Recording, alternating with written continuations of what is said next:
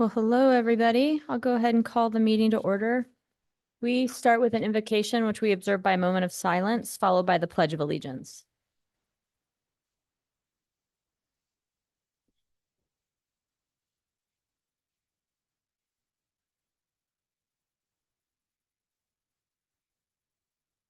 I pledge allegiance to the flag of the United States of America and to the republic for which it stands, one nation, under God, indivisible, with liberty and justice for all.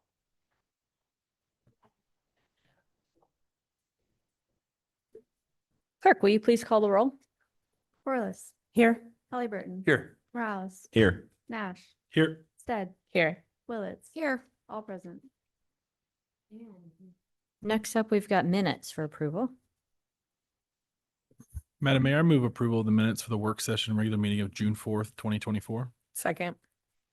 Motion second, clerk? Stead, Yes. Willetts, Yes. Corliss, Yes. Halliburton, Yes. Morales, Yes. Nash. Yes. All in favor, motion carries. And now we have the consent agenda. Madam Mayor, I move approval of the consent agenda. Second. Motion a second, excuse me. Any discussion? Clerk? Stead, Yes. Willetts, Yes. Corliss, Yes. Halliburton, Yes. Morales, Yes. Nash. Yes. All in favor, motion carries. Next up, we've got one ordinance on second reading. Madam Mayor, I ask unanimous consent that all ordinances on the second reading calendar be read by number and title only and filed for the third reading calendar. Without objection. ORD 15-24, an ordinance declaring certain real property identified as Ada County Assessor's parcel number R1061600260 and located at 2944 West Cherry Lane in Boise City, Ada County, Idaho, as underutilized or not used by the city for public purposes. Finding that the sale of the property is in the public interest, offering the sale of the property to an income-eligible buyer, authorizing city officials and staff to do all things necessary to conduct the real property sale transaction and establishing an effective date. Right, now we will move into public hearing. We're going to move into public hearings now. Thank you, clerk. The first item is DRH 23-388 Jackson Food Stores. Rachel? I'm sorry, didn't see you. Sorry about that. The computer screen blocked you. Rachel Farrell from PDS is here. Do we have Scott Stom? You're here. Okay, great. And then, so just want to check in. So we've got Deborah Nelson and then Neighborhood Association, Pierce Park Neighborhood Association. Are you online? I had a name there. We thought they might attend, and we have several parties of record. So if people are testifying, I'll just have to make sure that you testify the last time, and then you can stand up and testify. And then after that, I'll do another check-in to make sure nobody's online. So with that, Rachel, go ahead, and welcome.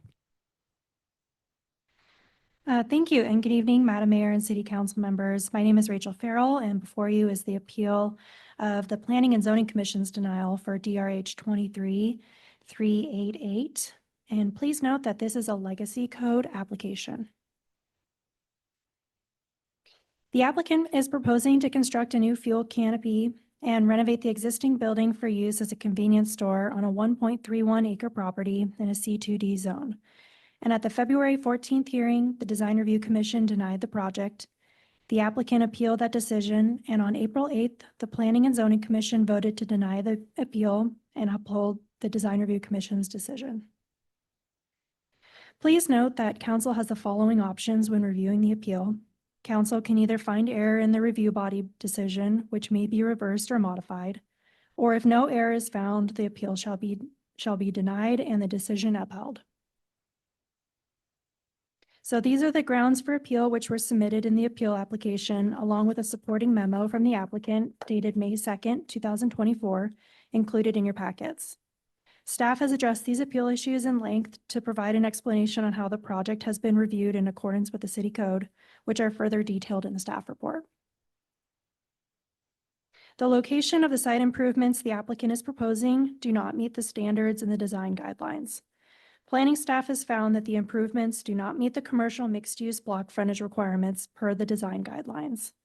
This portion of State Street is mapped in the guidelines as having design provisions that guide the look and feel of development when viewed from the street.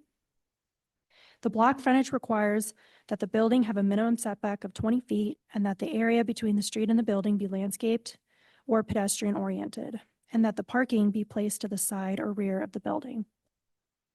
This is showing a new fuel canopy, drive aisles, parking spaces located in the front of the existing commercial building. Page 6 of the design guidelines outlines how building additions, remodels, and site improvements shall be reviewed. The applicant states that the project would constitute a level 1 improvement because the existing building would not be increasing by more than 50% of the gross floor area, and that only the improvements to the building are required to meet the standards. While that is true, this section of the guidelines is also referring to site improvements. Staff reviewed the fuel canopy, drive aisles, landscaping, and new parking area as site improvements which affect the exterior appearance of the site. This section states that the proposed improvements must meet the standards and do not lead to further nonconformance. Expanding these vehicle-oriented uses in a commercial mixed-use block frontage where parking and drive aisles must be to the side or rear of the building would not meet the intent and policies of the guidelines. The reason for the decision from the Planning and Zoning Commission hearing can be found in the action letter dated April 9th, 2024, which is included in your council packet and has been summarized in this presentation.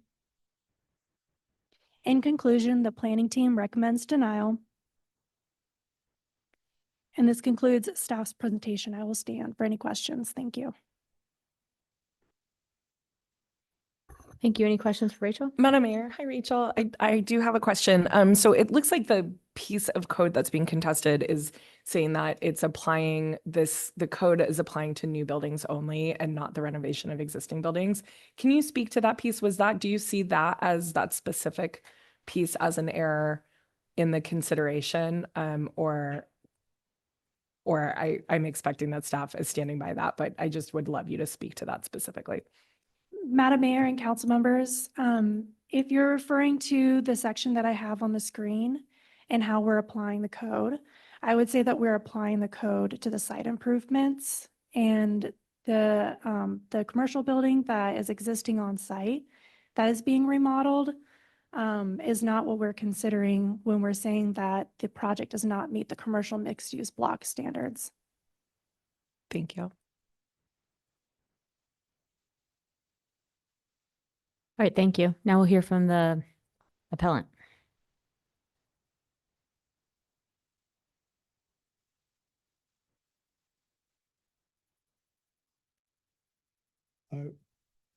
Good evening, Madam Mayor and Council. My name is Luke Howarth. I'm in-house counsel for Jackson's Food Stores. My commercial address is 3450 East Commercial Court in Meridian, Idaho.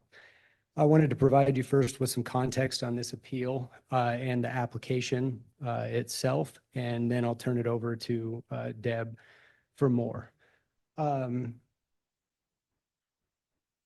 Short, do we have slides? Yeah, we can see him. Can you see him? Oh, there we go. Is that your slide right there? Yeah, I don't know that this is. And then the clicker should be activated and you can click yourself. Can we get Greg out here to check the clicker?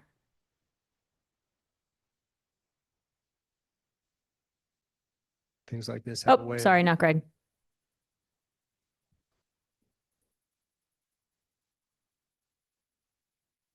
This is 100% my fault.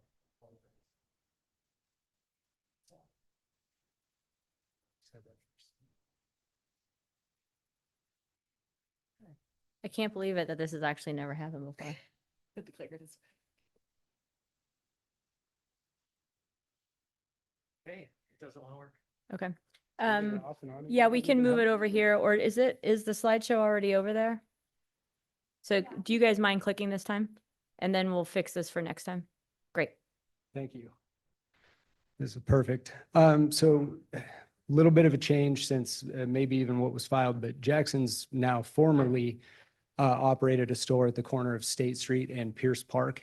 This was closed about 2 weeks ago due to an ACHD project that's going to align Pierce Park, and it will run now right through that site, similar to what they did at Collister, I believe.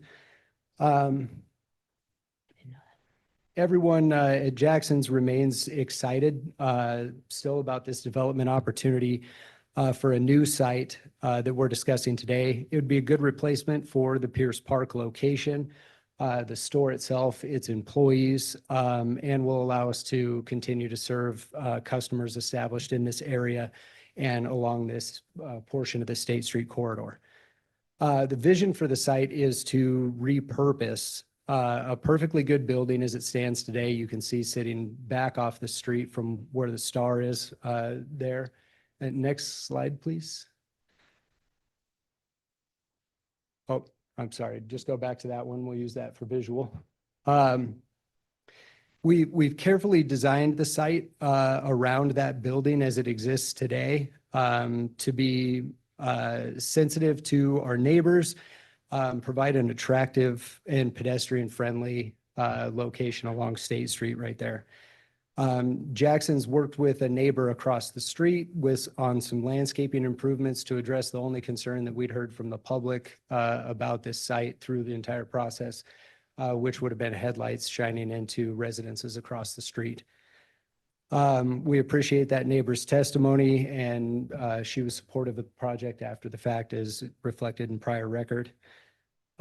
We do feel that requiring us to tear the building down and place the fuel canopy where the current building is, construct a new building along State Street, kind of provides an unnecessary financial burden without much benefit to the public and in a situation that probably isn't feasible. We've carefully thought this out. Thank you for your consideration. I'll turn it over to Deb for the rest. Thank you. Mayor and Council, Deborah Nelson, 601 West Bannock Street in Boise.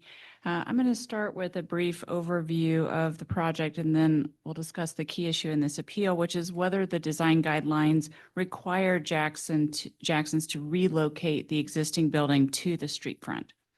The new site's on State Street near Glenwood. It's adjacent to the large Albertsons commercial complex to the northwest and a bank to the southeast. They both share access through the site to the internal drive lanes and to State Street. Immediately adjacent to the northeast is a residential neighborhood. Slide, please. The site is zoned C2D and convenience store with gasoline service is an allowed use in the zone. The use itself is not an issue and only a design review approval is required. Slide, please. Jackson's proposes to remodel the existing building and make additional site improvements to accommodate the planned convenience store with gasoline service use. Repurposing the building will minimize cost and unnecessary use of building materials consistent with the city's sustainable design principles in the comprehensive plan. The building also helps to shield the adjacent residents from the activity of the fuel pumps, which would otherwise be located right next to their backyards. The plan maintains cross-access to the site for the adjacent commercial uses. Significant landscape screening will be installed around the trash enclosure in the rear and the outdoor seating area along the northeast border. Along with the existing attached sidewalk along State Street, Jackson's will add a new 12-foot detached multi-use pathway with landscaping on both sides of the pathway and a low decorative wall to soften the appearance of the fueling area all along State Street. New sidewalks and crosswalks will extend along both sides of the site to provide pedestrian connections between the multi-use pathway and the store and seating area. Based on discussions with design review staff, the fuel canopy has been designed with a flat roof and clean lines to mirror the massing of the building behind it. This helps it to fade into the building's appearance while also bringing an architectural element toward the street front. Slide, please. The project report has found that the plan meets all of the design review criteria except compliance with the design guidelines, which we'll go through in detail. The report concludes the site improvements enhance pedestrian and bike connectivity, that the building's massing and articulation are compatible with buildings in the area, The colors, materials, and other architectural details are all appropriate. Sufficient parking is provided, and the landscape plan complies with all code requirements. Staff has recognized the application proposes a building remodel, but still argues the guidelines require the applicant to relocate the building to the State Street frontage to meet the maximum 20-foot building setback. As we describe in our appeal brief, this is not required in the design guidelines. In fact, the language in the guidelines is very clear about what is required and not required for a building remodel and associated site development. Slide, please. The design guidelines begin with a description of how to use them and how they apply to different types of development. On page Romanet 4, under the header of how do the standards and guidelines apply to my development, the guidelines direct the reader to the applicable standards for additions, remodels, and site improvements associated with them. On page Romanet 6. This directive to look to Romanet 6 is repeated on page Romanet 5 and on page 16. This is exactly what is at issue in this application, a building remodel and associated site improvements for a single use. Slide, please. When we look at the reference standards on page Romanet 6, under the header of how are building additions and remodels applied, the guidelines describe 3 different levels of improvements and the applicable requirements for each.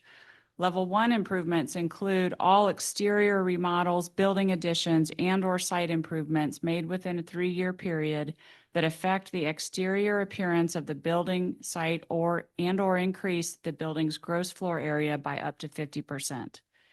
This is what is planned here. We are not increasing the building's gross floor area by over 50%, but we are doing an exterior building remodel and site improvements that affect the exterior appearance of the building and the site. Next slide, please. The guidelines then explain what are the requirements for level 1 improvements, which is only that the proposed improvements meet the standards and do not lead to further nonconformance with the standards. The guidelines provide an example. If an owner replaces a building facade siding, then the siding must meet the standards, but elements such as the building articulation are not required. So the new improvement, the siding is subject to the standards, but the changes to the existing building, such as its shape, are not required. There is certainly no requirement to relocate the building for an exterior remodel. Slide, please.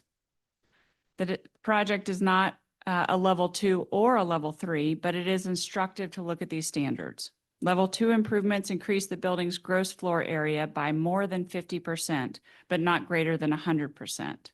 Slide, please. Level 2 improvements meet all standards. I think we're ahead of slide here. Yeah. Yes, thanks. Level 2 improvements must meet all standards that do not involve repositioning the building or reconfiguring site development. Can we pause, please? Do we have the slides back up?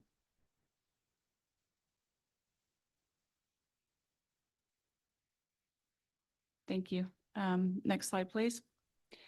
Level 3 improvements, which increase a building's gross floor area by more than 100%, also not applicable here, must conform to all applicable standards. Slide, please. Figure 1.2 on page Romanet 7 provides examples of each of these levels with the applicable standards. For the level 1 improvement, where less than 50% of the gross floor area of an existing building is increased, only the building additions must meet the guideline standards, which includes design and materials. No new standards apply to the existing building facade, only the additions, or to the site. The building position remains unchanged. It'll still set back from the street with the parking in front, and the text states sidewalk and landscaping improvements are encouraged, but not required. When you get to level 2, where the gross floor area of an existing building is increased by more than 50%, but less than 100%, now the additional standards apply to the building and the site that include the entire building facade must now meet the design and material standards, not just the additions. Pedestrian access improvements through the site are required. Parking lot landscaping improvements are required, and sidewalk improvements are required. The building position remains unchanged. It is still set back from the street with the parking in front. For level 3, where the gross floor area of an existing building is increased by more than 100%, now for the very first time, the guidelines require the site design to conform with the block frontage standards in Chapter 2, bringing the building addition up to the street and placing parking to the side and the rear. Slide, please. City staff is now acknowledging that the building remodel itself meets the level 1 standards, but argues the site does not, because the building is set back from the street more than 20 feet and the parking and fuel canopy are located in front of the building.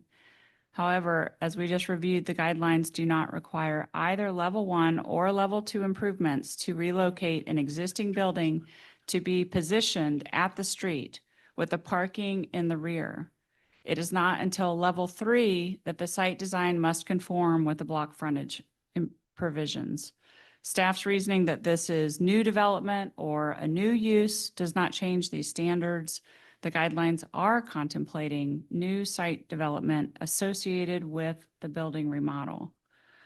The project before you meets all of the applicable standards in the design guidelines.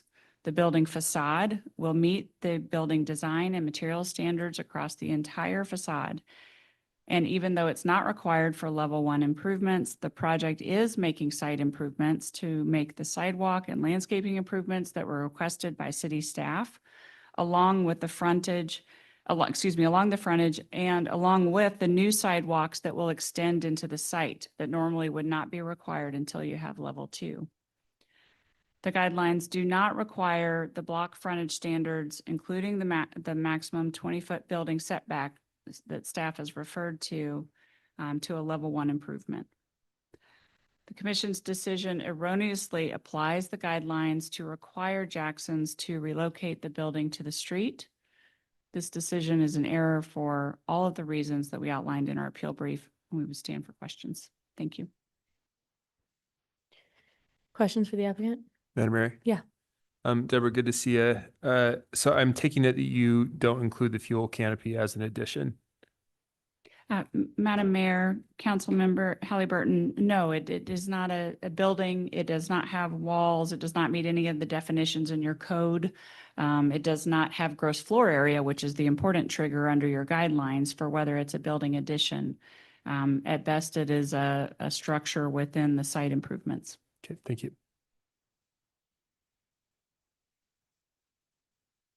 Anything further? All right, thank you. Thank you. So I want to check if Pierce Park Neighborhood Association is here. Alrighty. I've got a couple parties of record, but nobody signed up in advance when you walked in. Is anybody here to testify on this? All right. I just would like the record to note that nobody's here to testify on this. We typically do a rebuttal. I'm going to first see if there's any further questions for staff before the applicant does closing arguments. Madam Mayor, Mm-hmm. question for staff. So sort of the same question that I just asked the applicant. Are we looking at the fuel canopy as part of the addition? Is that how we're defining it, or are we defining it as something else? Madam Mayor and Councilmember, we're looking at it as part of the development of the site. So we're looking at it as the site improvement along, like with the building addition. So we're looking at it as a site development. Site improvement, excuse me. Madam Mayor, so Mhm. following up there, I'm going to talk a little slowly because I'm kind of thinking as I'm forming the question here. So we just got a presentation from the applicant kind of showing us the different requirements for level 1, level 2 versus level 3, and showing us that they don't think that the building qualifies for over 50% increase in square footage. And so that they don't think that they should have to, abide by those different rules. So explain to me how this is going over 50% increase square footage for the site. Madam Mayor and Councilmember, so you're correct. The building is not going over 50% in gross floor area expansion. what we're looking at and referring to is the site development and the site improvements of the fuel canopy, the landscaping, the drive aisles, the new parking. That's all being encompassed in front of the building. Expansion into this part of the site with vehicle-oriented uses don't meet the standards. So I'm referring back to actually we don't have the slide up right now. I could bring up the graphic again. If I'm you would, that'd be referring- great. Sure. Thank you.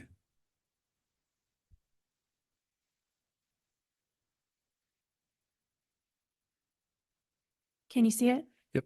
Okay, so we're looking at the first sentence, which says that it includes all exterior remodels, building additions, and/or site improvements. I'm looking at or site improvements, and this is in reference to all exterior appearance of the building's site and/or increase of the building's gross floor area. So I'm not looking at the gross floor area increase, I'm looking at the site improvements.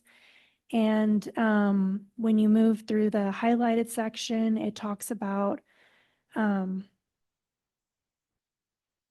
not leading into further non-conformance with the standards. So if you're making exterior appearance adjustments to the site, that it not lead to further non-conformance. And so that is when we're referencing those vehicle-oriented uses, the parking, drive aisles, fuel canopy in front of the building.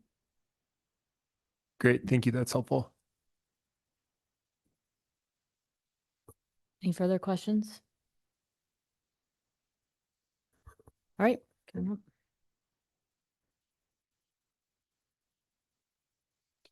Thank you, Mayor and Council. I think the questions of staff and the answer are really important because that does highlight, I think, where, we're actually saying the same things. We just are pointing to language differently in your guidelines. So we agree that either an exterior building remodel or site improvements or either one would trigger this. So we have both. They're together as referenced in other provisions of the guidelines. You would have the building remodel and associated site improvements. We have both. So we trigger it either way. So even though we aren't making additions to the building that are over 50%, we're still a level 1 because we're making exterior improvements to both the building and the site that affect the appearance. So there's no question that we agree the site improvements also trigger level 1. The difference is what happens then. What standards are required? Sorry, just to some clarification. When you say trigger this, are you saying trigger it into moving into further non-conformance? Madam Mayor, Councilmember Halliburton, no, it triggers then the standard of what applies under these standards. Again, this is how the guidelines have walked you to here. Okay, what do I do when I have a building remodel and associated site improvements? We fit in this bucket. So the site improvements also can cause you to be in this bucket, either one. Okay. And how we are not bringing the site into further noncompliance is because everything that is required of us under the guidelines will be met. So all of the improvements that we're making to that exterior surface on the building will meet the standards. We will comply with all of the site requirements, which for level 1 are only encouraged frontage landscaping, but we will do it. We're also going to comply with the standards that apply for level 2, where you have the pedestrian connections going into the site. Not required, but we're going to do that. So we have exceeded the requirements that are applicable to this site under your guidelines.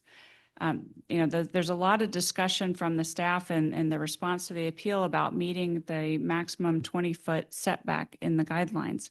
That is a building setback. I mean, per all of the definitions of your code about how a building is defined and how setbacks are measured, those are measured from the building. And all of that requirement, again, is in Chapter 2 of the block frontage standards, which do not come into play regardless until you're at level 3. And that makes sense. You wouldn't want a building to have to be repositioned at the street for the level of improvements that are described right here about what is level 1. minor additions to the building, remodel that's less than 50%, and the associated site improvements. And that's exactly what we have. It does not make sense to reposition the building. Your guidelines don't require it. So we're asking you to find error in the commission's decision and approve the project as presented. Thank you. Thanks. Then I'm going to close the public hearing.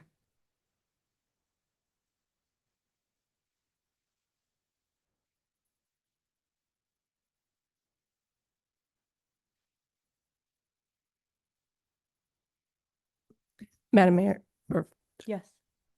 I just have, if I can discuss, or is this the time to discuss this? I guess I'm concerned, at least, seems like that both our planning staff and the applicant are in agreement that this is a level one. I think the discussion is whether or not what applies to that level one when it's triggered. And it seems that those requirements for setback and block standards in chapter 2 are not triggered until level 3. And I'd like to ask the staff if they can confirm that.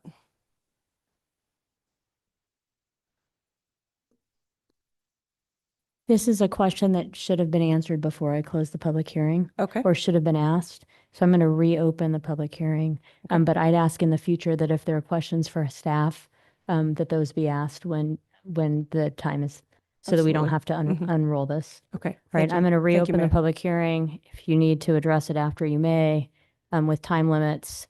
And I'll ask staff to please answer this.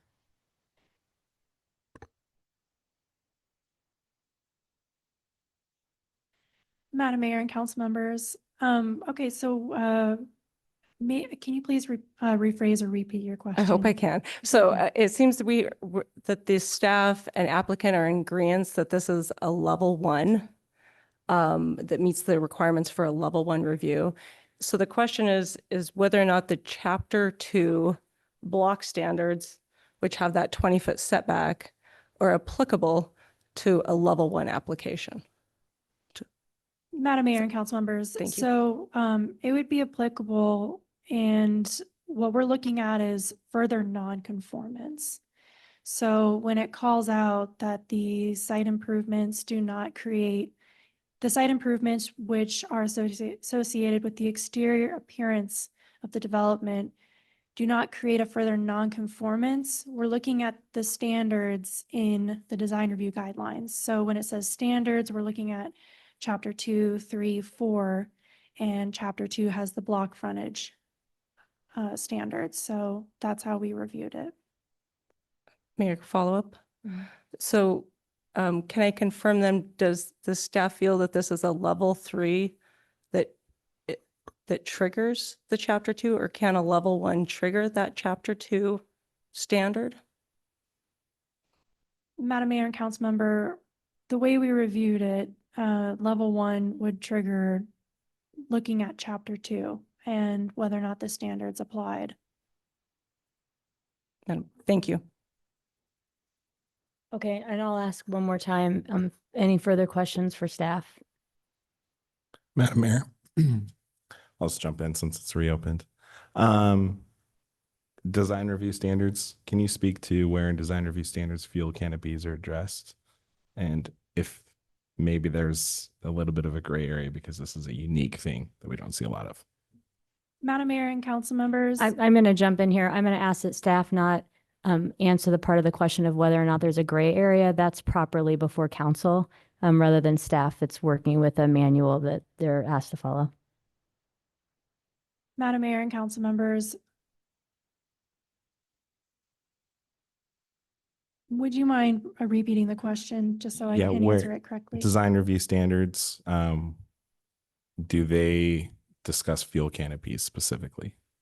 So fuel canopies is not a term that's called out in the design review standards. So to the best of our ability, we consider fuel canopy under the site improvements.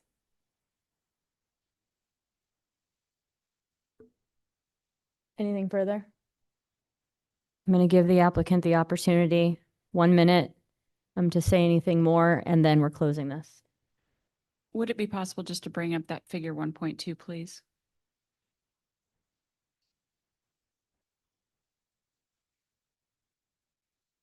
And I'll be very brief.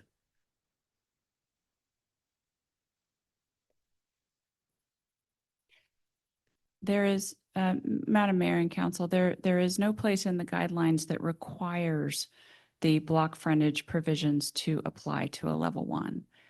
What is clearly stated here is what is required under each of them. It lists each of the applicable requirements in these circumstances.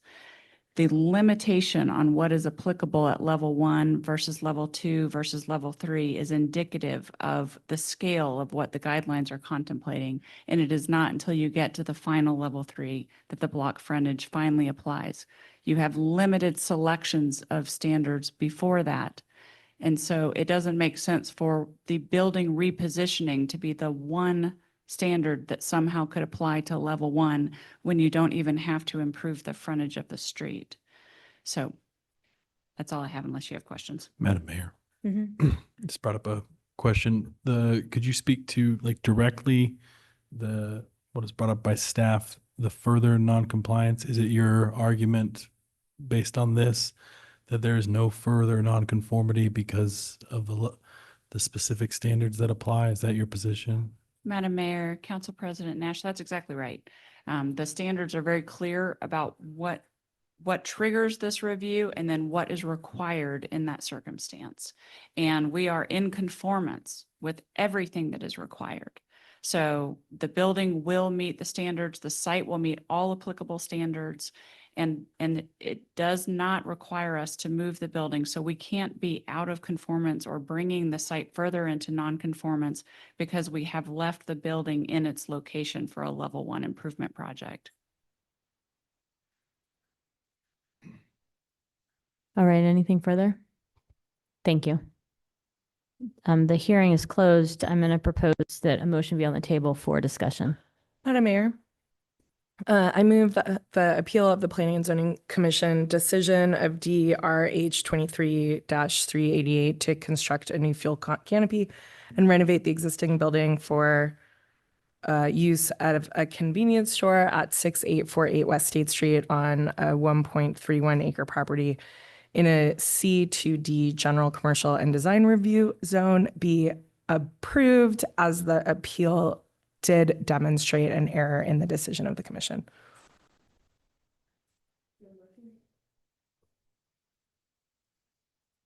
There's a second?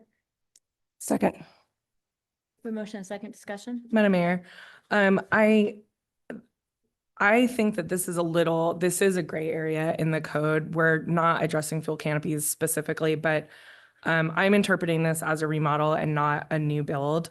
I think it is a little confusing because it's developing, it includes the development of a previously undeveloped plot, but it's all one parcel that's being remodeled, and it's not, the new development is not a building. It's parking lot, it's a fuel canopy.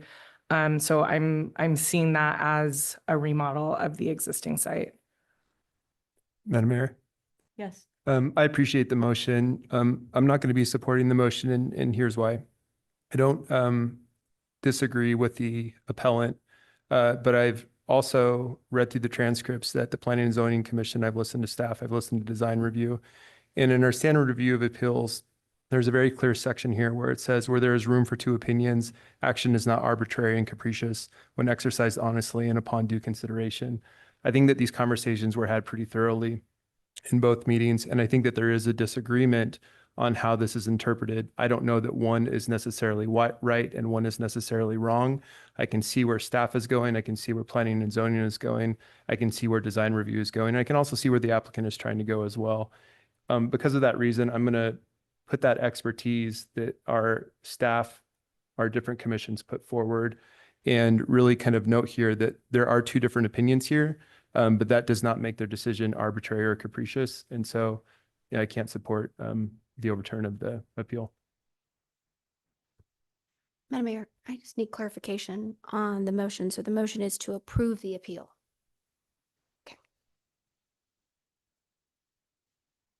Further discussion?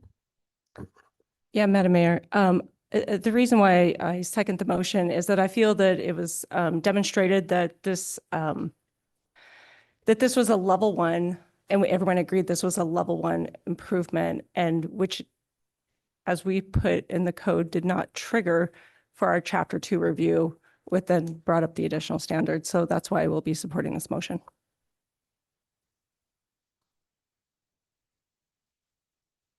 Anything further? All right. Clerk, will you call the roll? Stead, Yes. Willetts, Yes. Corliss, Yes. Halliburton, No. Morales, Yes. Nash. Yes. 5 in favor, 1 opposed, motion carries. And I'm gonna direct staff to return with findings for a review and approval. Thank you. Have a good night. Okay. Next up, we have the Dangler subdivision. And with these, I apologize that subdivisions were at the end of the agenda. They should have been first. Really, really sorry about that. Had I really caught it beforehand, I would have just changed it on the fly. So thanks for your patience. For this first one, the Dangler subdivision, SUB 2338, we've got Sabrina. Welcome, Sabrina, from our staff. Colleen Marks. Hi, Colleen. Welcome. We don't expect the neighborhood association, this neighborhood association here. And we don't expect anybody to be testifying on this. Anybody here to testify? So I'll ask after staff presents if you're in agreement with the terms of and conditions of the staff report. If you are, this can be probably pretty simple. And again, apologize for having you wait. Go ahead. Thank you. Good evening, Madam Mayor, members of the council. Before you is a request for approval of the preliminary and final plats of Dangler subdivision. As a reminder, this application is being reviewed under the purview of the Legacy Zoning Code. The subject property contains an existing single-family dwelling which was constructed on the site in 1947. In 2022, a second home was moved onto the southern portion of the subject property without permits. The applicant proposes to subdivide the existing parcel into 2 buildable lots. The existing single-family home will remain in its current state on the northern lot, and the second home will be placed on a permanent foundation on the southern lot. Vehicular access to the subdivision will be provided by a 12-foot wide shared driveway from Sunflower Lane, which will be constructed to emergency access standards. A 5-foot wide pedestrian walkway will be provided along the eastern side of the shared driveway in order to provide pedestrian access to both lots from Sunflower Lane. As conditioned, the applicant will also construct detached sidewalk and plant a minimum of 2 Class 2 street trees along the site's frontage on Sunflower Lane. The proposed development will require 2 existing trees to be removed from the site, and conditions of approval require the loss of the existing trees to be mitigated through on-site planting, which may be supplemented by a contribution to the Community Forestry Tree Mitigation Fund. On May 6th, the Planning and Zoning Commission approved the associated PUD and parking reduction, which were not appealed and are therefore not before the council this evening. In conclusion, the Planning and Zoning Commission recommends approval of the preliminary and final plats, and I will stand for any questions. Madam Mayor. Yes. Sabrina, could you pull up the aerial overview again? Next slide, sorry. And keep going. So your second to last, or your last slide. Yeah, the landscape plan, sorry. That 5-foot pedestrian walkway, is that a public or private walkway? Madam Mayor, council member, that would be a private walkway as it only provides access to those 2 lots. Okay.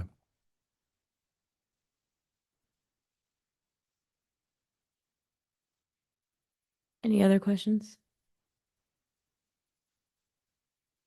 All right. Thank you. I'll ask if you're welcome to come on up. If you're in agreement with the staff report, you can let us know that. If there's anything else you want to address, you're welcome to.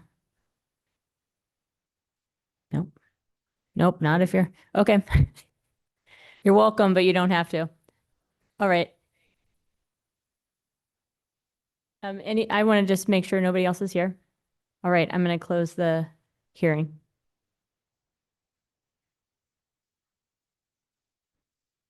Madam Mayor, Yes. for a motion, I move approval of SUB 23-388 preliminary and final plat for a residential subdivision comprised of 2 buildable lots located at 9523 West Sunflower Lane on 0.27 acres in an R1C single-family residential zone. We have a motion, a second? Second. And a second. Any discussion? Madam Mayor, I Yes. just want to quickly clarify. It looks like this is SUB 23-38, Yeah. not to be confused with the one above it, which is 20. 388. Yes. I think I said 38, but I might not have because I got I confused. I said it incorrectly in my motion. Oh, you did? Yeah, so it's 38. Sorry about that. Oh, gotcha. Okay. Thanks for catching that. All right, clerk? Stead, Yes. Willetts, Yes. Corliss, Yes. Halliburton, Yes. Morales, Yes. Nash, Yes. all in favor, motion carries. Thank you. And the final evening item tonight is SUB 24-10. We've got Jesse Lyle, and then Taryn Mitchell, welcome. And I don't expect Southeast Neighborhood Association to be here. And no public, so you can let us know if you're in agreement. Go from there. Madam Mayor, I guess staff will let the applicant know that they were approved. I think that they thought that they were approved and they left before the vote. So I guess just note to staff to make sure that, The last one? yeah. Oh, Yeah. yeah, I think she was pretty confident she was improved. She got the vote. It's like, where'd she go? She had something to do and was really annoyed she wasn't first on the agenda. All right, Jesse, welcome.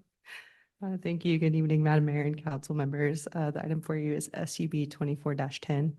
It's a preliminary plat for a residential subdivision comprised of 4 lots on 0.37 acres located at 1500 Chrisway Drive in an R2 zone. And as a reminder, this project was reviewed under the modern zoning code. The applicant proposes to construct 4 duplex style townhomes in a walkable, bikeable area with nearby bus routes south of the BSU campus. The applicant is proposing to replace the existing 4-foot attached sidewalk with a 5-foot attached sidewalk to accommodate an existing fire hydrant on the northern corner of the parcel. While the development code calls for detached sidewalks for new subdivisions, there is an exception allowed for site constraints on local streets, and the fire department has indicated that this is the best placement for the existing hydrant. Each home will have the one required parking space within a garage, with guest parking provided in the apron of the shared driveways. As conditioned, the proposed subdivision meets all the criteria of the modern zoning code. And in conclusion, the Planning and Zoning Commission recommends approval, and I'm happy to answer any questions. So I have one, and this is gonna seem so silly. With the modern zoning code. Madam Mayor, I'd interject and just say that we not try to confuse legacy and modern zoning code. Wait, I thought this was I'm the just, modern I'm zoning just code. kidding. Oh, okay. So this is modern zoning code, right? Madam Mayor, that's correct. So why are they here tonight? So this is interesting to me that something that seems relatively simple, that's in compliance with the modern zoning code, that doesn't have opposition is in front of council. From a process perspective, when I think about that grid of process that we looked at for so long. So I was just wondering if you could speak to that. Absolutely, Madam Mayor, council members. Preliminary plats do require approval from City Council, and they do have a recommendation from the Planning and Zoning Commission. And so we're here for the preliminary. So that plat just tonight. that didn't change. It's still that interesting. Correct, Okay. yes. Right. Thanks. Sorry about that. Questions for staff? I'll check in to see if the applicant's in agreement with terms and conditions of the staff report. We're getting a nod, so the record will reflect that. And with that, I'll close the hearing. Madam Mayor, for a motion? Yeah. I move approval of SUB 24-10. Preliminary plat for residential subdivision comprised of 4 buildable lots located at 1500 South Chrisway Drive on 0.37 acres in an R2 residential zone. Second. We have a motion and a second. Any discussion? All right, clerk? Stead, Yes. Willetts, Yes. Corliss, Yes. Halliburton. Yes. Morales, Yes. Nash, Yes. all in favor, motion carries. Madam Mayor, I move that we adjourn. Second. All in favor? Yes. Aye. We are adjourned. Thanks, everybody.